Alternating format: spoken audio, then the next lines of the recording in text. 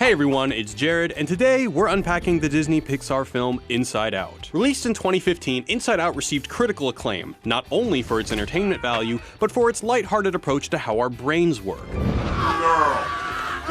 The film's creators consulted heavily with psychologists to make sure that the whimsical world they were creating was also rooted in actual science. Not that little gremlins are actually controlling your brain or anything. For the sake of a brief primer, let's first dive into the film's several insights on psychology. First, psychologists now have a better understanding of how our current emotions can color past memories. The other big insight is how our emotions actually interact with the rational part of our brain. We have this notion in society that emotions come in like a wrecking ball and mess up our otherwise functional and rational brains. According to consulting psychologists Dacher Keltner and Paul Ekman, that's actually the opposite of what modern science is telling us. They say our brains use emotion to organize rather than disrupt rational thinking. For instance, one study they cite finds that anger makes us more aware of what is unfair around us. Just shut up! Which isn't the worst thing to happen if life just keeps taking a dump on you. We all know that fear helps us not wander into the middle of the road, or that disgust limits our urge to eat that month-old Chipotle in the fridge. We see this in the movie too. Anger gets shit done, and fear makes sure that Riley doesn't die.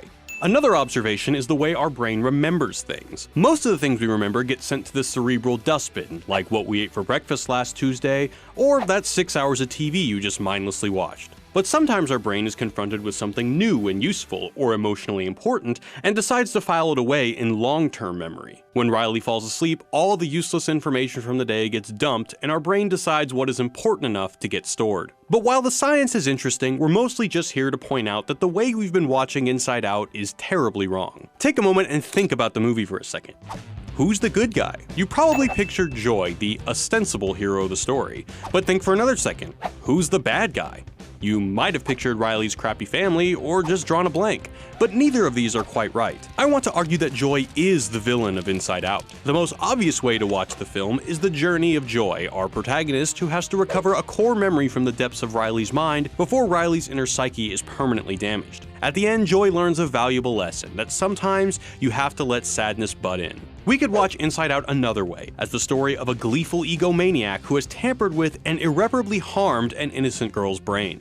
Along the way, she even manages to kill Riley's best friend, even if accidentally. Joy is the source of all the problems. She's the one who tried tampering with the core memories in the first place, and her journey to recover it just ends up making everything worse. The overall problem seems to be that Joy is kind of a fascist, bossing around and organizing the other emotions like a petty dictator. When sadness touches a memory, Joy determines that this is a bad thing. Put in this context, Inside Out seems to be a commentary on the compulsory happiness of 20th century society. In today's world, not being happy simply isn't an option. An array of doctors, psychologists, psychiatrists, self-help gurus, school counselors, and human resources departments mandate that we take care of ourselves, maintain a positive outlook, and if not, get some drugs that will help us get there. But nowhere is it discussed that all those other emotions get shit done.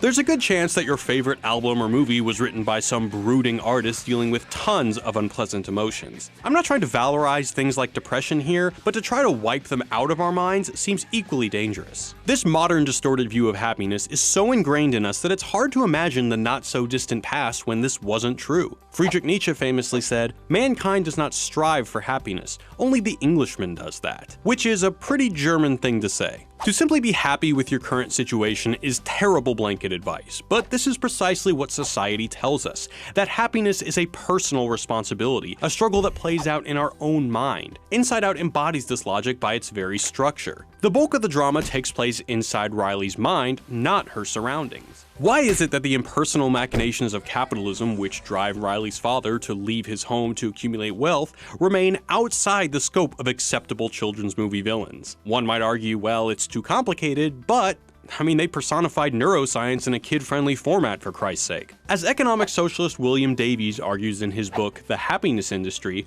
this compulsory happiness is no mere coincidence, but a central component of neoliberal capitalism. Happiness, according to Davies, is being manipulated by managers, corporations, and advertisers to get us to work harder and buy more. Our society wants to put joy behind the wheel of our minds, and to push out emotions like anger, which, as we've learned, can make us acutely aware despair of injustice. Congratulations, San Francisco! You've ruined pizza! The point is, to simply be happy omits all sorts of questions like, why am I working a job I hate to begin with? Is the source of my sadness and anger the result of an unjust system? In one telling scene, Riley is asked by her mother to take hardship in stride and put on a smile for her father. In other words, we're all miserable, but at least put on a happy facade. One problem with Inside Out is that it limits our psyche to the drama that plays out in our mind and not the outside world. As Davies argues, the relentless fascination with quantities of subjective feeling can only possibly divert critical attention away from broader political and economic problems. Happiness science, he says, is critique turned inwards. Instead of viewing Riley's depression as a neural event, we should also look at it as a problem of disempowerment. In real life, we see this with corporate mindfulness meditation and Silicon Valley workspaces that boast ping pong tables and kegs of beer. Never mind that you work 14 hours a day, don't sleep enough, and perform mind-numbing work, your job is fun.